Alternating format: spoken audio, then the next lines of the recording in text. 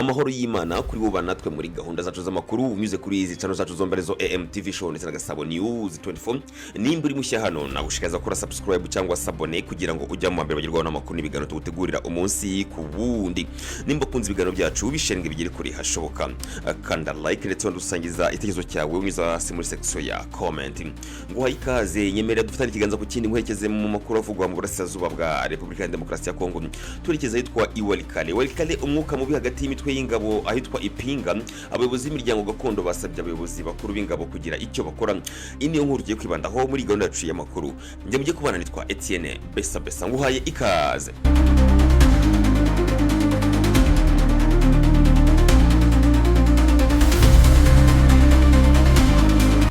ikaze muri gahunda yacu y'amakuru nyemerera twerekeze ahitwa Walikale umutekano ukomeje kuzamba kuva ku wa gatandatu tariki 28 Kamena muri uyu mwaka turimo mu gace kitwa Pinga kari mu gice cya Kisimba muri teritwari ya Walikale mu ntara Kivu y'Amajyaruguru agace kakiriye ingabo nyinshi za FARDC hamwe na Wazalendo kuva intambara yatangira hagati ya leta na Kongo leta ya Kongo n'inyeshyamba za AFC M23 muri kariya gace uretse izo ngabo za leta Pinga inarimo abarwanya amatsinda yitwaje intwaro arimo nka NDC Renove ya witwa Gido yitwa CMC yitwa Bigabo CMC ya Domi na APCLC ya Janvier Karayiri iyi mitwe yose yibumbiye hamwe igamije guhagarika ko inyeshyamba za AFC M23 zigarurira agace kitwa Pinga ariko minsi yashize hatangiye kugaragara amatiku n'ubushyamirane hagati y'imitwe yafatanyaga aho buri tsinda ritangiye kwishinja gutegura ibikorwa byo gusenyuka guhera kuri wa gatandatu nimugoroba mwuka mubi warushijeho kuba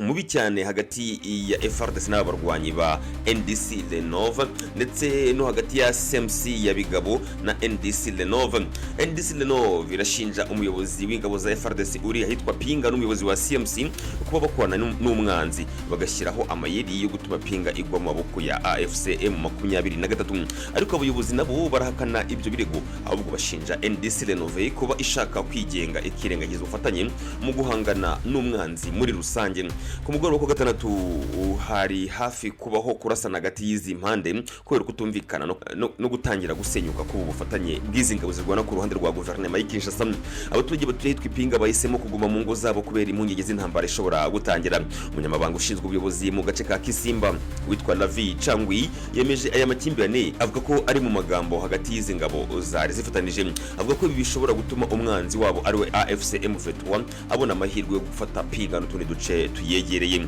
Lavi Changwi avuga ko hakiri kare kugira ngo ubuyobozi bukuru bw'ingabo bwivange muri ibi bibazo bugabanye izi ntugunda kandi bubuze ko havuka intambara hagati y'impande zishinzwe kurinda abaturage ahamagara abayobozi bakuru b'ingabo kugira uruhare rwihuse mu guhoshya umuriro ukizamuka no kurengera ubuzima bw'abaturage ngayo nguko ina musozo wacu w'iyi nkuru reka gushimira cyane abo banatwe muri gahunda yacu y'amakuru ya buri munsi unyuze kuri izi channel zacu zomberezo AMTV show na Gasabo News 24 amakuru nk'aya na kagaruka shalom. Monsieur Corneille Nangaa, merci beaucoup de nous accorder du temps aujourd'hui pour cette interview. Je voudrais donc commencer par une première question. Pourriez-vous brièvement nous raconter votre parcours, notamment quel a été votre rôle dans le processus électoral qui a abouti à l'ascension de Tshisekedi au pouvoir? Bonjour madame et merci pour cette invitation. Je m'appelle Corneille Nangaa Yobelou, ancien président de la commission électorale indépendante de la République démocratique du Congo. Je dirais que, en termes de profil, je suis congolais. J'ai été comme formation économiste de l'université de Kinshasa. Dans un premier temps, je suis le coordonnateur du réseau du savoir électoral de l'Afrique centrale où je gère la question pour les 9 pays d'Afrique centrale. Dès là, je redeviens à la CENI en 2013 pour occuper cette fois-là le poste de secrétaire exécutif national adjoint. Je suis plutôt désigné président de la commission électorale nationale indépendante. J'exerce donc cette fonction depuis 2015 jusqu'en 2022 et c'est dans cette logique que vous direz que j'ai joué un rôle pour les élections de 2018. Des élections qui auraient dû avoir lieu en 2016, mais elles auront lieu 2 ans après, et dans notre vocabulaire, on parle souvent des glissements. Je suis donc expert électoral, expert international électoral, parce que de là j'ai eu plus ou moins dans toute cette carrière, j'ai pu être l'un d'experts bridge. Bridge signifie bâtir les ressources en démocratie, gouvernance et élection. C'est un peu une organisation dans l'expertise électorale, Building Resources in Democracy, Governance and Elections. Dès là aux élections, à partir de 2022, je suis rentré dans la politique en créant d'abord un parti politique, et les événements ont fait malheureusement que par la suite je me retrouve dans la politique, dans l'opposition plus ou moins armée, ayant compris que seule la lutte pouvait nous permettre de jouer un rôle. Ces élections, madame, ont fait couler beaucoup de salive et d'encre.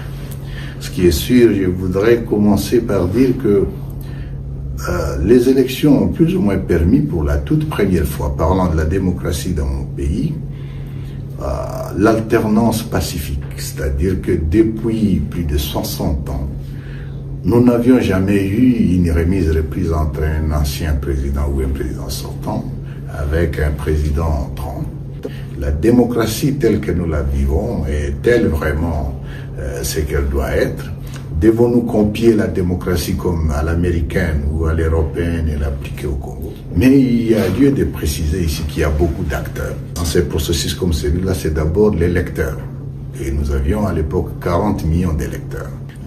Et le deuxième acteur, bien entendu, c'est la structure organisatrice des élections, et dans les cas d'espèce, la CENI.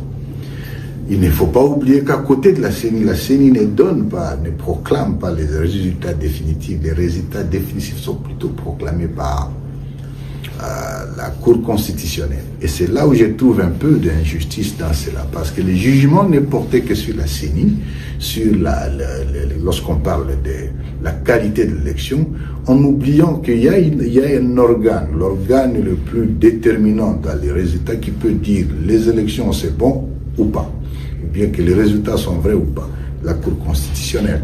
Mais il faut voir aussi l'environnement, les autres acteurs, c'est-à-dire et pas les moindres. Je pense ici particulièrement aux acteurs politiques. C'est la contestation permanente et les divergences politiques qui reviennent souvent sur l'organe des élections. L'autre acteur, pas les moindres, c'est plutôt le pouvoir. Les partis ou bien la coalition au pouvoir, les militaires qui sont dans la sécurité, qui ont aussi un rôle très déterminant. Ce qu'on oublie souvent dans un pays comme le nôtre, il y a un autre acteur très dangereux et même très nuisible. C'est ce qu'on appelle la communauté internationale. On ne sait pas qui est cette communauté internationale. Et c'est les Nations Unies, et ce sont les États-Unis, et c'est le pays, c'est l'Union européenne. C'est quel pays exactement? Quand vous êtes président de la CENI, vous opérez donc dans cet environnement où il y a une sorte de divergence permanente d'intérêts. Pour les élections de 2018, il faut le préciser. La communauté nationale, c'est-à-dire les Congolaises et les Congolais, tenait à avoir l'alternance et surtout tenait à avoir le départ de l'ancien président d'alors, c'est-à-dire le président Joseph Kabila Kabange. C'est comment concilier ses intérêts en privilégiant aussi que non, l'élection ait lieu. C'était ça l'équation. Les élections se sont déroulées avec 77 000 bureaux de vote sur toute l'étendue du territoire. En un seul jour, l'organisation a eu lieu. Le problème, c'est que oui, vous pouvez avoir les résultats. Faut-il encore qu'in fine, on ait l'allégeance de tout le monde ou l'acceptation de tout le monde pour qu'il n'y ait pas de trouble. C'était ça l'équation. Pour régler cette question, il aurait fallu que nous fassions cette première passation en douceur. C'est la démarche qui avait été faite. Il a fallu plus ou moins que nous, on ait un accord de passation pacifique. Les élections se sont passées, mais qu'il n'y ait pas de coup d'État non plus. On était donc au bord d'une violence, soit d'un coup d'État, soit d'un soulèvement de la population. D'un côté, le régime, avec les militaires, qui avaient peur de voir cette cet extrémiste arrivé au pouvoir, surtout qu'il les avait menacés pendant toute la campagne, qu'il les arrêterait ou les enverrait en Europe. De l'autre, la communauté internationale qui faisait pression pour que non, les choses se passent comme, effectivement, que les résultats soient proclamés tels qu'ils sont sortis. Mais de l'autre aussi, il y a un acteur important qu'on a quand même donné, c'est-à-dire la société civile, qui représentait la population, surtout avec la CENCO, qui avait une mission d'observation électorale et qui effectivement avait aussi un échantillon des données plus ou moins importantes à gérer. Devant l'imbroglio, la commission électorale se trouve donc dans une situation, en quelque sorte, d'un dilemme. Comment faire pour que non, il y ait alternance, mais qu'il n'y ait pas un coup d'État et qu'il n'y ait pas violence? C'est la raison, c'est ce que vous appelez le compromis à l'africaine qui est passé, pour dire que non, évidemment, celui qui était plutôt le deuxième,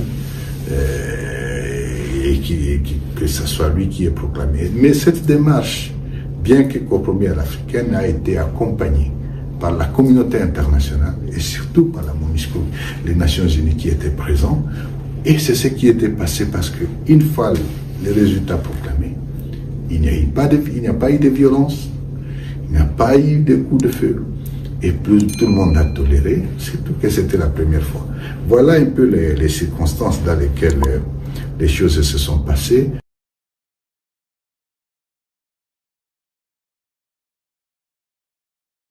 Pourquoi la culture politique et les institutions de la RDC vous semblaient si désespérantes au point d'avoir déclaré souhaiter refonder l'État le 15 décembre 2023 à l'annonce de la création de l'AFC?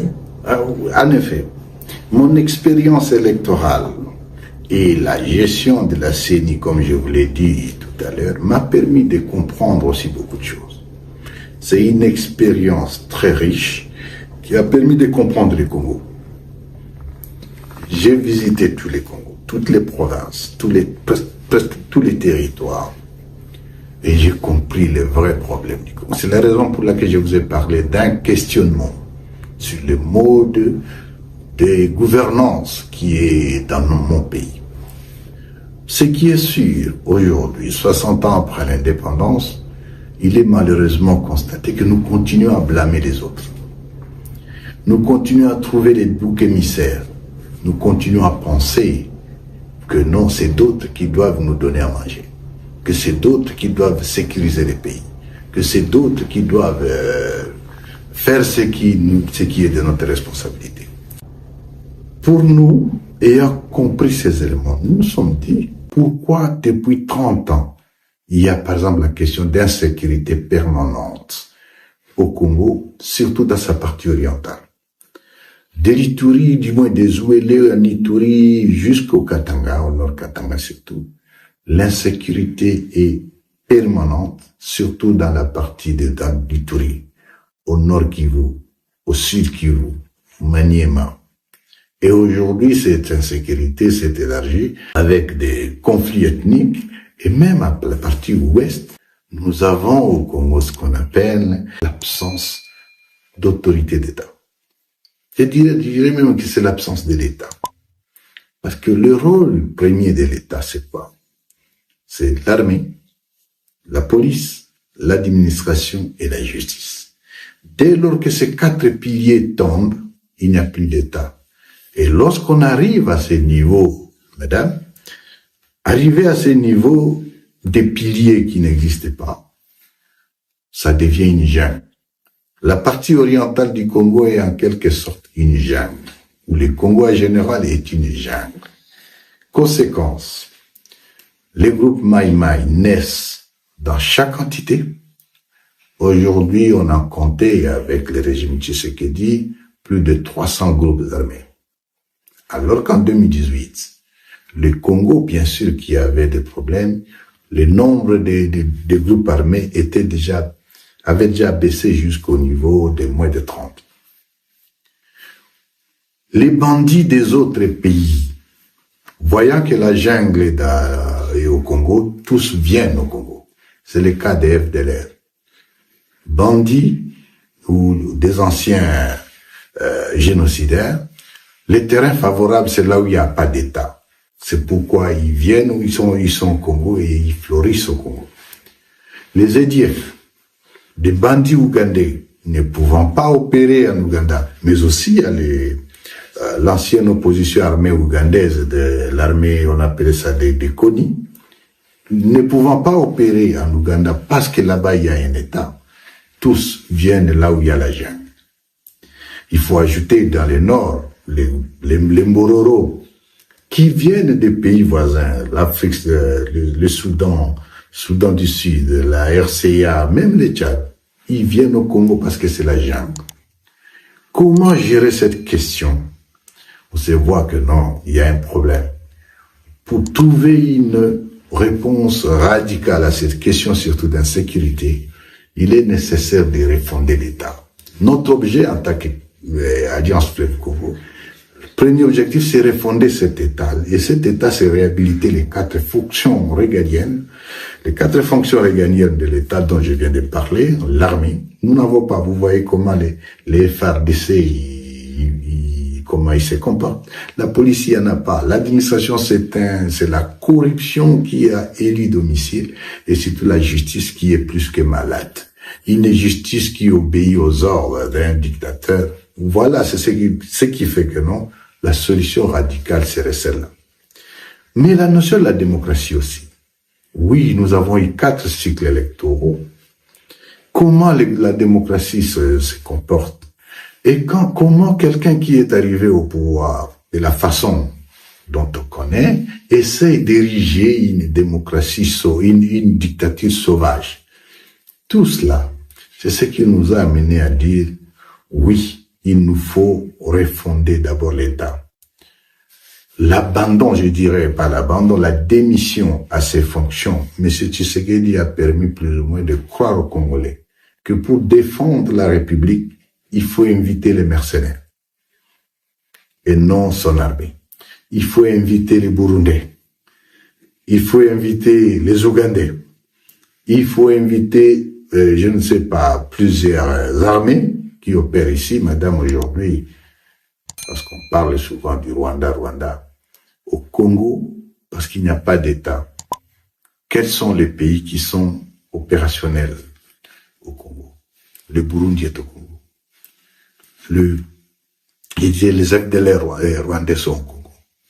Les EDF ougandais sont au Congo. Les Ougandais, même officiels, sont au Congo, l'armée. Vous avez les Sud-Africains qui sont au Congo. Les Tanzaniens sont au Congo.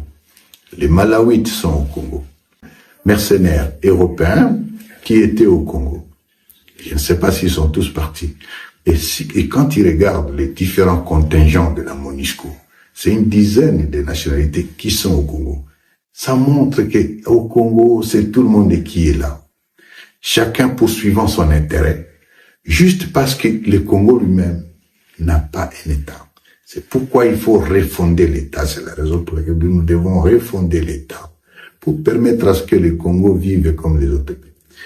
Je voudrais parler ici du fait que nous, devant cette faillite de l'État, et devant le fait qu'il y a la dictature qui était là, ensuite, en plus, la question de la mauvaise gouvernance. Mais la mauvaise gouvernance du régime de Kinshasa, qui fait qu'en 6 ans, M. Tshisekedi a divisé le pays. Mais pour M. Tshisekedi, au mieux, c'est sa tribu, et au pire, c'est plutôt sa famille. Nous sommes dans un pays mosaïque d'ethnies, plus de 450 ethnies, mais toutes les fonctions devraient revenir à sa tribu. Il a mené un tribalisme sauvage, le népotisme, et que au-delà de tout, cela ne pouvait pas nous laisser comme ça. Il faut y ajouter les détournements. Mais sur le plan politique, la répression des opposants, avec le régime de Kinshasa, l'opposition vous amène soit à la mort, soit à l'emprisonnement ou à la condamnation à mort, soit alors en exil. Mais la situation particulière est plutôt en Ituri, où les tueries, surtout dressées contre la communauté Hema, a poussé des milliers d'Ituriens qui sont aujourd'hui en exil, plus ou moins en Ouganda, au Kenya, au Rwanda et en Tanzanie et ailleurs. Ça, c'était sur le plan politique. Mais sur le plan politique aussi, il faut parler de son illégitimité. Tout le monde sait que M. Tshisekedi n'a pas gagné l'élection, ni en 2018, et moins encore en 2023, où il a carrément fabriqué des chiffres en faisant une élection pendant 7 jours, au lieu d'un seul jour. Et tout ça après avoir monté une architecture électorale posée seulement avec les hommes de sa tribu, la Cour constitutionnelle, et les procureurs, et les présidents de la Cour, membres de sa tribu. Ça, c'est pour la dimension judiciaire des élections. La commission électorale elle-même, le président, membre de sa tribu. En ce qui concerne le financement des élections, que ce soit le ministère des Finances ou la Banque centrale, membre de sa tribu. Alors, quand on va au niveau de la sécurisation des élections, c'est le ministère de l'Intérieur à l'époque, il fallait que ça soit toujours membre de sa tribu. C'est-à-dire que même pour préparer ces élections, on préparait les élections en parlant la langue de sa tribu et ils ont fabriqué des chiffres. Alors cette légitimité ne pouvait nous laisser indifférents. Nous devions agir. Mais quelle était la bonne approche pour ce faire? Oui, il fallait un combat politique, mais quand l'opposition n'a pas de place dans un environnement comme celui-là, nous n'avions pas de choix que recourir à la force. Et ce, conformément à l'article 64 de la Constitution, qui nous autorise justement à barrer la route à toute personne qui oserait s'accaparer la démocratie comme il l'a fait. Nous sommes donc joints à ceux qui étaient déjà dans la lutte, c'est-à-dire les M23, et nous avons mutualisé les efforts pour créer l'Alliance Fleuve Congo le 15 décembre 2023. C'est quoi l'Alliance Fleuve Congo? C'est devant les problèmes qui se posaient, au-delà des questions politiques, au-delà de l'absence totale d'État, mais aussi au-delà du fait qu'il y avait des problèmes de mauvaise gouvernance, il y a un autre problème qui est le problème identitaire. C'est-à-dire que certains compatriotes qui sont rejetés, à qui on renie la nationalité, et c'est depuis toujours, particulièrement la communauté rwandophone et surtout les Tutsis, à qui on refuse la nationalité. Donc, les questions, l'absence d'État, les questions politiques, et puis les questions de mauvaise gouvernance, et cette question identitaire de stigmatisation, de discrimination contre d'autres communautés, surtout du fait que nous, ils parlent le Kinyarwanda, ou à cause de leur faciès, ces 4 éléments nous ont mis ensemble et nous avons créé l'Alliance. L'objectif de l'Alliance, c'est dit donc, en termes simples, y a-t-il une différence entre l'Alliance Fleuve Congo et le M23? Non, c'est plutôt que le M23 est une ligne des composants de l'Alliance Fleuve Congo. C'est-à-dire l'Alliance est composée avec le M23, avec d'autres regroupements dont on n'avait pas en politique, avec les regroupements politiques, avec la société civile, avec d'autres mouvements armés. L'Alliance Fleuve Congo est donc la plateforme à laquelle appartient aussi bien le M23, à laquelle appartient aussi les personnalités et les partis politiques, à laquelle appartient aussi les membres de la diaspora et à laquelle appartient aussi les organisations de la société civile. L'objectif de l'AFC, c'est quoi?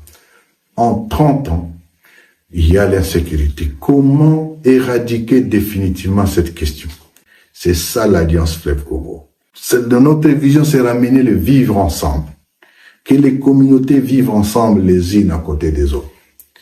Mais que ça ramène la paix après avoir installé l'État pour permettre la paix, pour permettre la réconciliation des Congolais eux-mêmes, mais vivant en paix au Congo, mais aussi la paix avec la sous-région.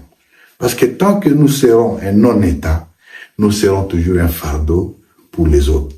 Et les autres auront toujours des justifications d'être au Congo